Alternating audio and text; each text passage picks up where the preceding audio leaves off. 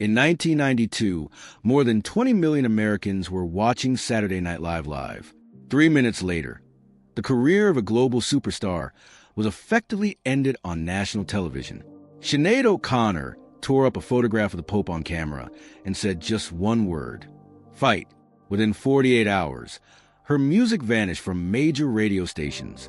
Within 12 days, she was booed so violently at Madison Square Garden that she couldn't sing a single note.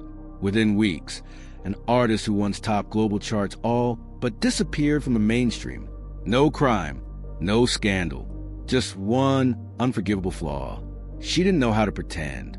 What the audience didn't see that night in 1992 was this. That moment had been coming for years.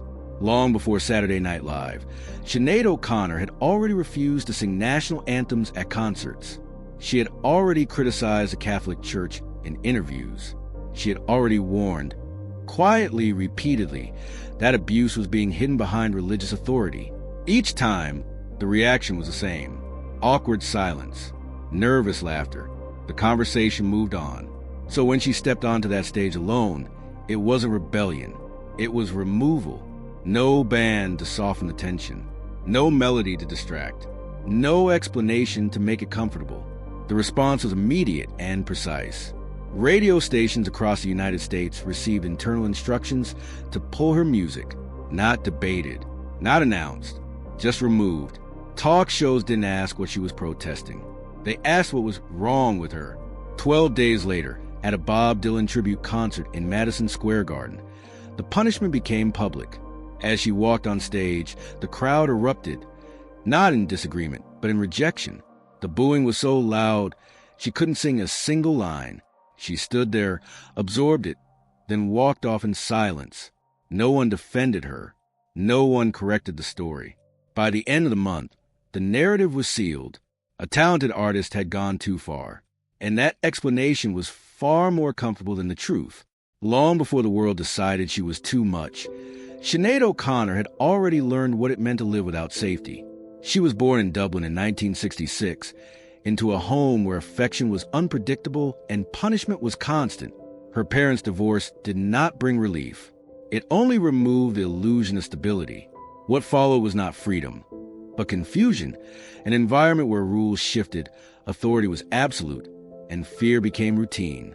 Her mother was intensely religious, not in a way that offered comfort or refuge, but in a way that demanded obedience. Faith in that house was not about compassion. It was about control. Mistakes were not explained. They were corrected. Pain was framed as something deserved. Silence was encouraged. Endurance was praised. Sinéad learned early that expressing discomfort did not bring protection. It brought consequences. There was no language or boundaries, no space to negotiate emotion. Authority was unquestionable, and questioning it felt dangerous. As a teenager, she was sent to a Catholic-run reform institution, one of many places that would later become infamous for cruelty and abuse. At the time, these facilities were considered necessary. They were meant to discipline girls who were labeled problematic. Instead, they taught her a lesson that never left her. Power could hurt you, and then call it self-righteous. In that environment, survival depended on compliance. Girls who learned how to perform obedience suffered less. Girls who learned how to disappear stayed safer. Sinéad did neither. She did not learn how to hide what she felt. She learned how to feel everything fully. There was no separation between inner life and outward behavior. What she felt appeared on her face. What she believed shaped her actions. She did not develop a public mask and a private self. There was only one version of her. Music entered her life not as ambition, but as regulation. She did not sing to be admired. She sang to release pressure, to make sense of emotions she had never been allowed to express safely. Her voice was not trained to entertain. It was trained to survive. While other teenagers imagined futures built on approval, Sinéad was focused on something more immediate, staying intact. Singing gave her structure. It gave her breath. It gave her a place where honesty did not result in punishment. By the time she reached adulthood, two traits were already deeply ingrained: an instinctive distrust of authority, and an almost physical inability to lie, especially to herself. She could adapt to circumstances. She could work hard. She could endure discomfort. But she could not pretend that something felt right when it didn't. That was not rebellion. It was conditioning. And it would shape every decision she made once the world started watching. When Sinéad O'Connor entered the music industry in the late 1980s, she did not arrive with a plan. She arrived with voice and no instinct for self-protection. From the beginning, she confused people. Record executives struggled to place her. She did not look like a pop singer. She did not behave like a rebel either. She shaved her head not as a statement, but as a refusal. Refusal to be sexualized, softened, or packaged for consumption. In an industry built on image, she removed hers entirely. Meetings followed a familiar pattern. Praise first, concern second, advice framed as care. Soften your image, smile more, explain less. None of it was presented as control. It was presented as professionalism. Say what you feel, they told her. Just don't make anyone uncomfortable. Sinéad did not understand that rule. In interviews, she spoke the same way she sang. Direct, emotionally exposed, uninterested in performance. When asked about religion, she spoke about fear. When asked about authority, she spoke about harm. She did not calibrate her words to the room. She did not search for a safer version of the truth. Journalists began circling a single word. Difficult. But what made her difficult was not chaos. It was consistency. There was no separation between belief and behavior. No difference between private conviction and public expression. She did not change tone depending on who was listening. As her early success grew, the tolerance around her honesty narrowed. The industry was willing to accommodate difference, but only if it remained aesthetic. Intensity could be marketed. Conviction could not. She refused to sing national anthems at concerts, not as provocation, but as boundary. Symbols mattered to her, and symbols that had been used to justify violence, abuse, or exclusion were not neutral. This refusal was noted, filed away, treated as risk. Behind the scenes, managers worried. Labels negotiated. Everyone wanted her voice. Fewer wanted her truth. They wanted the emotion without the implication, the authenticity without the disruption. Sinéad could not split those things apart. She was not trying to be controversial. She was walking a private path shaped long before music entered her life. A path where silence felt like complicity, where performance felt dishonest, where saying nothing felt worse than losing everything. At this stage, she was still being celebrated, still invited, still applauded. But the terms of that acceptance were conditional. They assumed limits she had never learned to live with. What the industry interpreted as stubbornness was, in reality, inability. She did not know how to create distance between who she was and what she said. There was no mask to remove, no switch to flip. Each appearance made this clearer. Each interview tightened the tension. She was becoming visible in a system that depended on control, and she was proving impossible control. The path was narrowing, and without realizing it, Sinéad was moving toward a moment where that incompatibility would no longer be tolerated.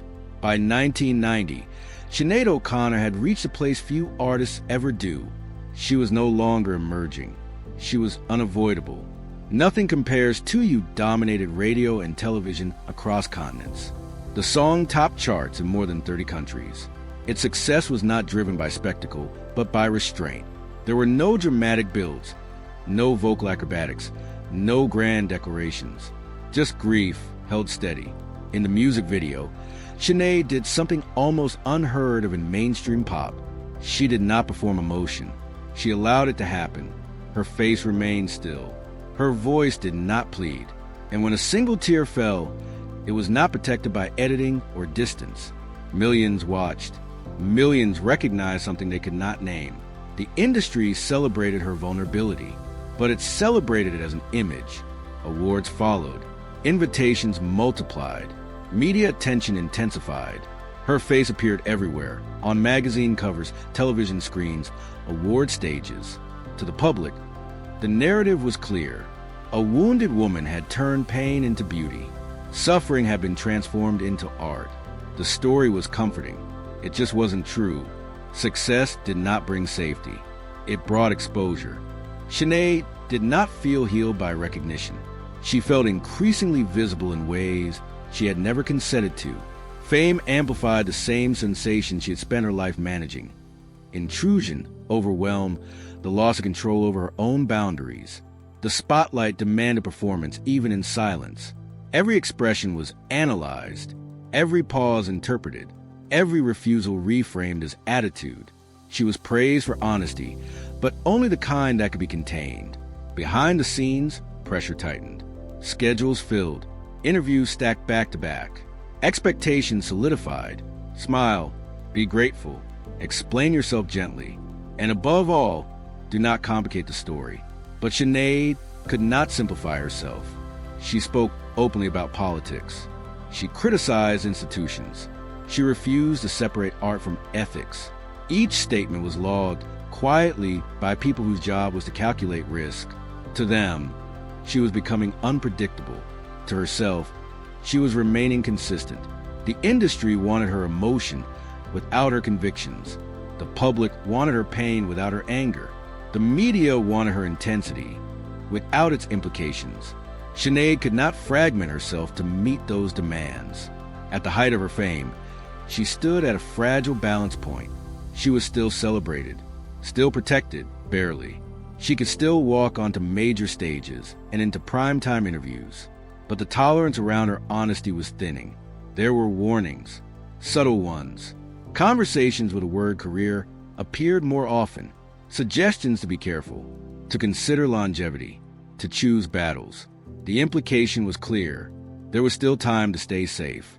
For most artists, this would have been a negotiation, a moment to recalibrate, to learn how to manage the gap between belief and expression.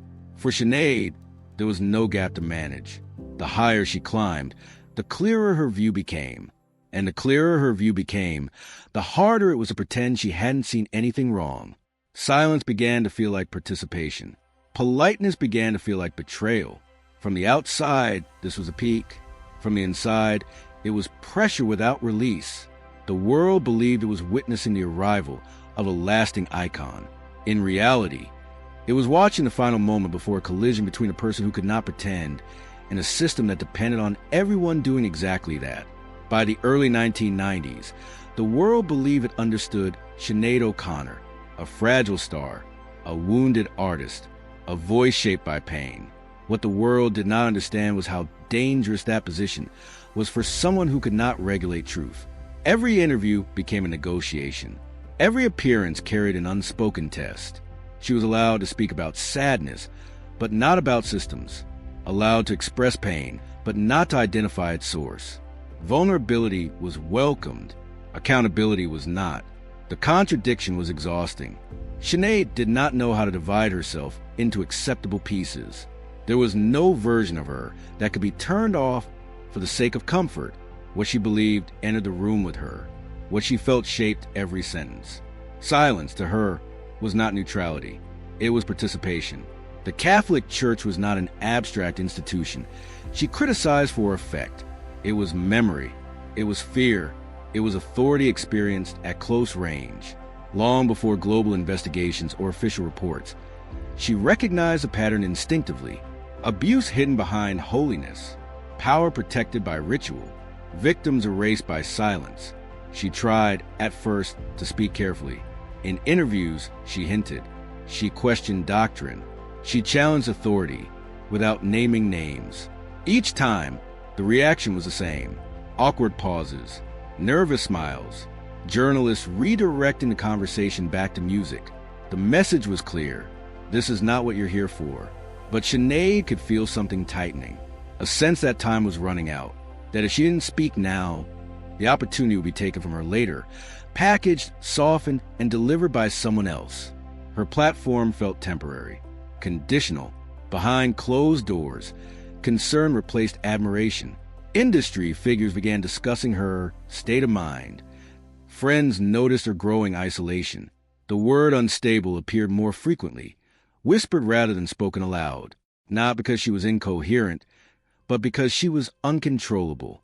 She did not calibrate truth to protect careers, hers or anyone else's. The pressure manifested physically. Sleep became fragmented. Anxiety sharpened. Emotional volatility intensified. The same sensitivity that made her art devastating also left her exposed. She absorbed criticism deeply, even as she refused to retreat. What haunted her most was not backlash. It was indifference, the way institutions closed ranks, the way conversations stopped mid-sentence, the way discomfort was smoothed over instead of addressed. She realized that awareness alone was not enough. Speaking gently was not enough. Hinting was not enough.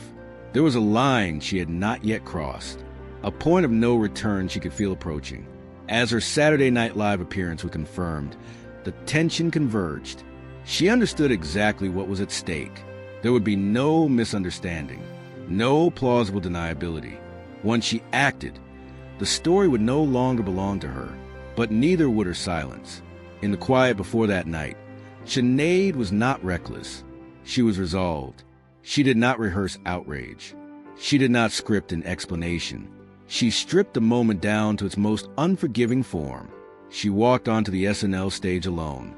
No band, no introduction, no distraction. She wore a Bob Marley song, but removed its rhythm and safety. The performance was not melodic. It was confrontational. Her voice did not rise. It did not plead. It warned. When the final line ended, she held up a photograph of the Pope. She tore it cleanly in half. She looked directly into the camera and said a single word: fight. There was no pause, no context, no chance for comfort. The camera cut. The moment ended. The consequences began immediately. Morning headlines did not ask what she was protesting. They asked what was wrong with her. Television hosts framed the act as sacrilege, insanity, career suicide. Radio stations quietly removed her song from rotation. Executives who had once praised her bravery distanced themselves, insisting they had no prior knowledge of her intentions. The backlash was not chaotic. It was coordinated. Less than 2 weeks later, at a Bob Dylan tribute concert in Madison Square Garden, the punishment became public. As Sinéad stepped on stage, she was met not with music, but with rage. The booing was so loud, she could not sing a single line. She stood there, absorbing it, then left without performing a note. No one intervened. No one defended her. The message was unmistakable. She was no longer welcome. What followed was not criticism. It was erasure. Interview requests vanished. Support evaporated. Former allies went silent. Her entire career was reduced to a single image, stripped of motive and history. Inside, the collapse was swift. The world she had stepped into, already overwhelming, now became hostile. She was not just condemned. She was mocked. Late-night jokes turned her pain into punchlines. Commentators speculated about her mental health with casual cruelty. Once again, authority had punished her for speaking. Depression deepened. Trust dissolved. The sense of being fundamentally misunderstood hardened into certainty. She had sacrificed her career, her stability, her place in the world, and the world had not listened. The cruelest part was the inversion of morality. She was condemned for being disruptive, while the system she accused remained untouched. Her pain was scrutinized, her credibility questioned. Meanwhile, the structures that protected abuse continued uninterrupted. In private, she questioned herself relentlessly. Not the truth of what she believed, but the cost of believing it out loud. She replayed the moment endlessly, not with regret for the act, but with grief for the outcome. Professionally, she became radioactive, not because she was unreliable, but because she was uncontrollable. She could not be trusted to protect the image of institutions that depended on obedience. Psychologically, the damage was profound. Childhood trauma resurfaced, now amplified by public humiliation. The cycle completed itself with brutal symmetry. Speak, be punished. Be told the punishment proves you were the problem. Years later, investigations would confirm patterns she had named long before. But at the moment of collapse, that future truth offered no comfort. She had not been wrong.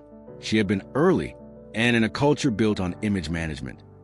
Being early is often the most unforgivable crime of all. After the world turned its back, the silence did not feel peaceful. It felt radioactive. There was no single moment of collapse, no dramatic end scene, What followed was quieter and far more damaging.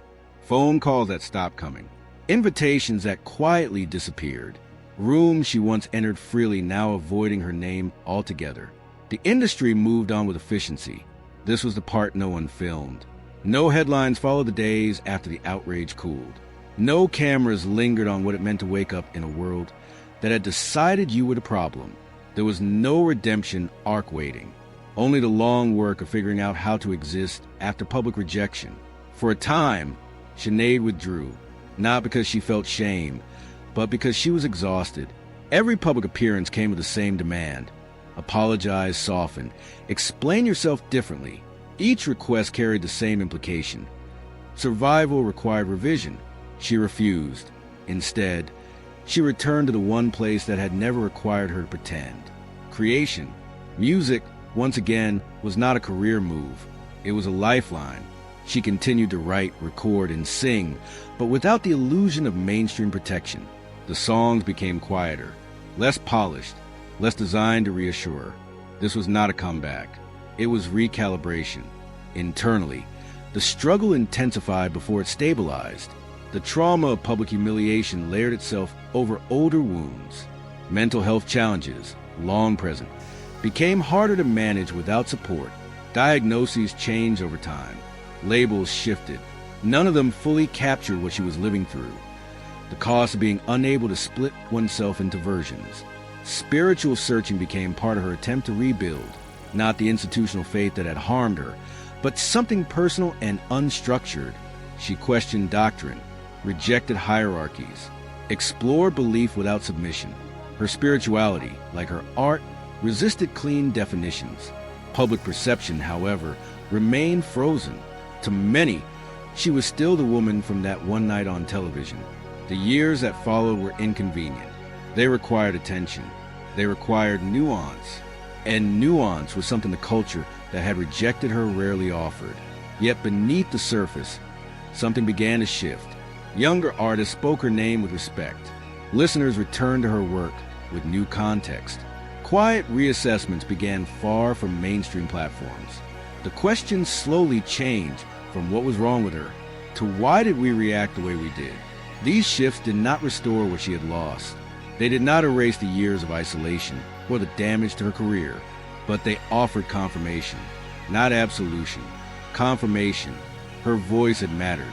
What defined this phase of her life was not triumph, but persistence. She continued to speak, though more selectively, continued to create, though without expectation, continued to exist, though the terms were harsher. This was not resilience designed for applause. It was the quieter resilience of someone who refuses to disappear simply because they have been told to. Over time, Sinéad stopped measuring herself against the approval of systems that have failed her. She began to understand something that took years to accept. Survival itself was a form of resistance. Continuing to live honestly in a world that punished honesty was not weakness. It was defiance. She did not rebuild her career in the traditional sense. There was no return to chart dominance, no apology tour, no carefully crafted narrative of redemption. What she rebuilt was something smaller and far more real, a life that belonged to her again. And in doing so, she answered the question left hanging after her fall. How does someone live after being publicly destroyed? Not by reclaiming the spotlight, not by rewriting history, but by refusing to internalize a lie that speaking the truth was a mistake. Time did not undo what had been taken from Sinéad O'Connor. What it did was expose how unnecessary the damage had been. Years after the outrage faded, investigations began to surface. Reports emerged. Testimonies accumulated. Patterns that had once been dismissed as exaggeration were documented in cold, institutional language. Abuse within the Catholic Church was no longer a rumor. It was a matter of record. The truth arrived quietly, without spectacle, without apology.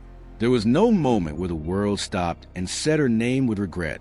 No public reckoning proportionate to what she had lost. History acknowledged the facts, but it did not correct the harm. Recognition came without repair. By then, the cost had already been paid in full. Sinéad continued to live on the margins of the industry she had once dominated. She released music without expectation of acclaim. She performed for audiences who came not for nostalgia, but for connection. Her voice remained unmistakable, though it carried more wear now, less confrontation, more exhaustion. The honesty never left. It simply learned the limits of being heard. Public perception shifted unevenly. Some revisited that night in 1992 with new context.